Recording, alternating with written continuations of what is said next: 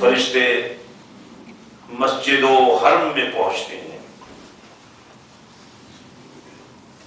کوئی ایسا بندہ نظر نہیں آتا دنیا کی کسی مسجد میں جہانوں کے کونے کونے کو چھان مارتے ہیں، کوئی ایسا بندہ نظر نہیں آتا جس کو اللہ لبیک کہہ رہا ہو۔ آواز آئی فلاں بت کدے میں جاؤ جسے تم ڈھونڈ رہے ہو، وہ وہاں ہے۔ اور ان کی حیرت اور بھی بڑھ جاتی ہے جب اس بت کدے میں پکارنے والے کو یا صنم کہتے ہوئے سنتے ہیں۔ مولا یہ تو بتوں کو پوج رہا ہے۔ فرما ہاں ایسا ہی ہے، لیکن یا صنم کہتے کہتے بھول کر ایک دفعہ یا سمد کہہ دیا ہے، میری رحمت نے گوارا نہیں کیا۔ بھول کر ہی صحیح، جو ایک دفعہ میری بارگاہ میں آ گیا ہے اس کو محروم نہ کیا۔ زندگی بھر پکارتا رہا یا صنم، بتوں نے بھی جواب نہیں دیا، آج اگر بھول کر بھی مجھے پکار لیا ہے تو میری شاید نشان نہیں ہے کہ میں اس بندے کے جواب میں اپنا جواب پیش کروں۔ اب ذرا سوچئے، جب آپ محفل ذکر سجا کر بیٹھتے ہوں گے، جب آپ اس کے ناموں کا حسن اپنا مقدر بنانے کی کوشش کر رہے ہوتے ہوں گے، جب آپ مساجد کے حسن میں اللہ کے ذکر کے اضافے کے لیے جوق در جوق مساجد کی طرف آ رہے ہوتے ہیں، یا پھر کبھی کبھی سنت صحابہ پر عمل کرتے ہوئے اپنے گھروں میں محافل ذکر اور محافل میلاد سجا رہے ہوتے ہیں،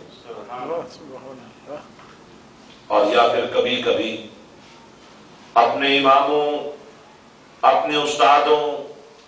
اور اپنے مہمانوں کو اپنے گھروں میں بلا بلا کر ان کی قیادت میں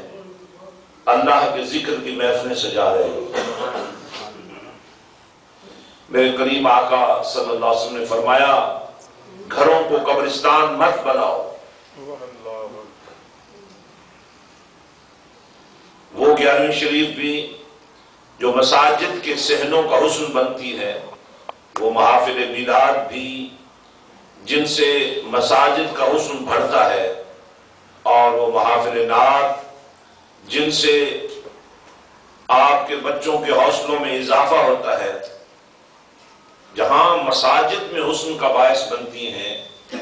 یہ اہتمام کبھی کبھی آپ کو اپنے گھروں میں بھی کرنا چاہیے،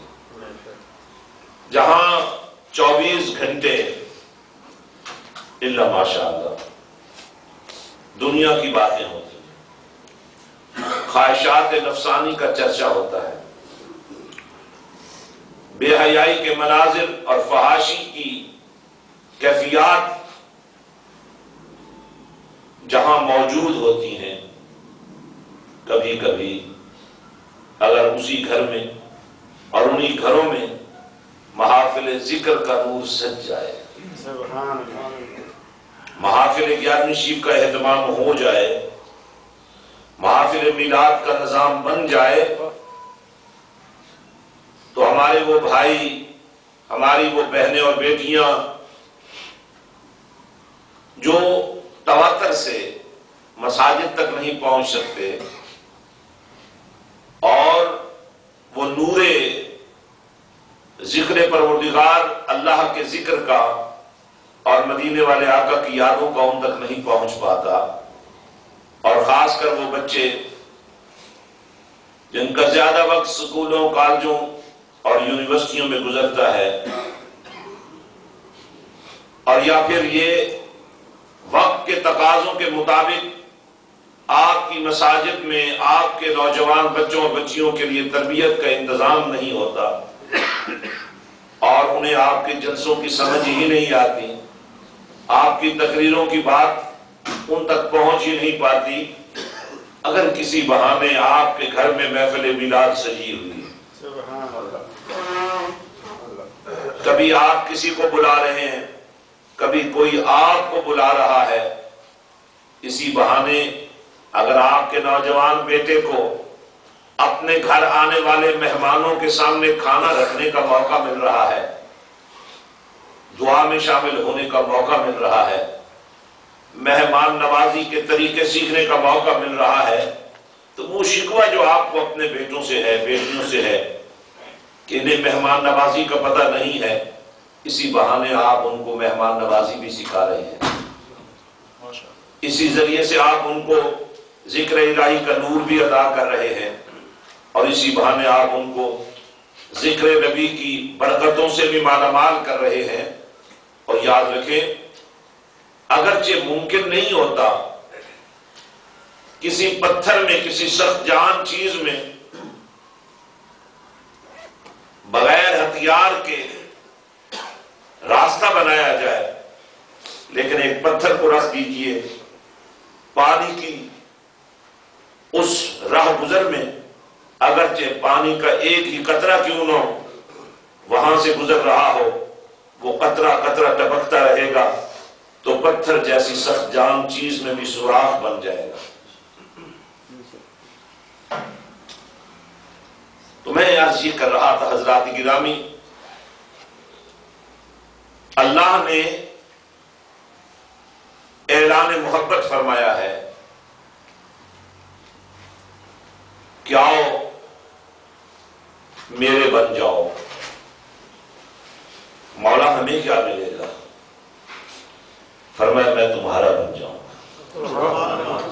کہہ دے محبت سے سبحان اللہ، بڑی اہم بات کر رہا ہوں۔ فاذکرونی اذکرکم،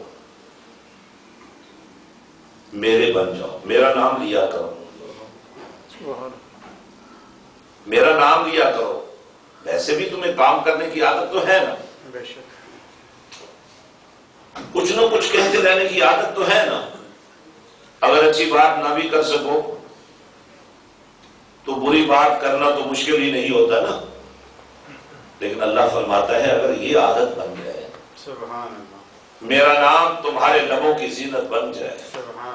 میرا نام تمہاری روح میں اور قلب و جگر میں اتر جائے، اور میرا نام تمہاری زندگی بن جائے، اور تمہاری رگ رگ میں میرا نام اتر جائے، لیکن یہی تو بڑی مشکل بات ہے۔ اس مشکل کو آسان کرنے کے لیے، اس راہ گزر کو آپ کا مقدر بنانے کے لیے، اس پروردگار نے اپنے تعارف کے لیے، اپنی پہچان کے لیے، جان پہچان کے بغیر کوئی کسی کا نام کب لیتا ہے؟ جسے دیکھا نہیں، جسے کبھی ملے نہیں، جس کو جانتے نہیں، اس کی پہچان کوئی اتنی آسان بات تو نہیں۔ اور اگر جان پہچان ہی نہیں ہے تو بھلا ذکر کس بات کا ہے؟ نام لینا کیسا ہے؟ اب اس پروردگار نے ایک اور کرم کیا، اس اپنے پروگرام کو ہمارا مقدر بنانے کے لیے کہ میرا نام لیا کرو تاکہ تمہارا نام بھی لیا جائے، اس پروردگار نے ازل ہی سے یہ اہتمام کیا کہ ایسی ہستیاں بطور خصوصی تیار فرمائی جن کو خود تربیت بھی عطا فرمائی۔ ایک اچھا استاد مل جائے، شاگرد کیسا بنتا ہے؟ توجہ نہیں آپ کی، تھوڑا سا دھیان دیں، توجہ رکھیں، بڑی اہم ڈیلیوری میں دے رہا ہوں آپ کو، اور بڑے آسان الفاظ میں، کیونکہ پیرس اور فرانس کی سرزمین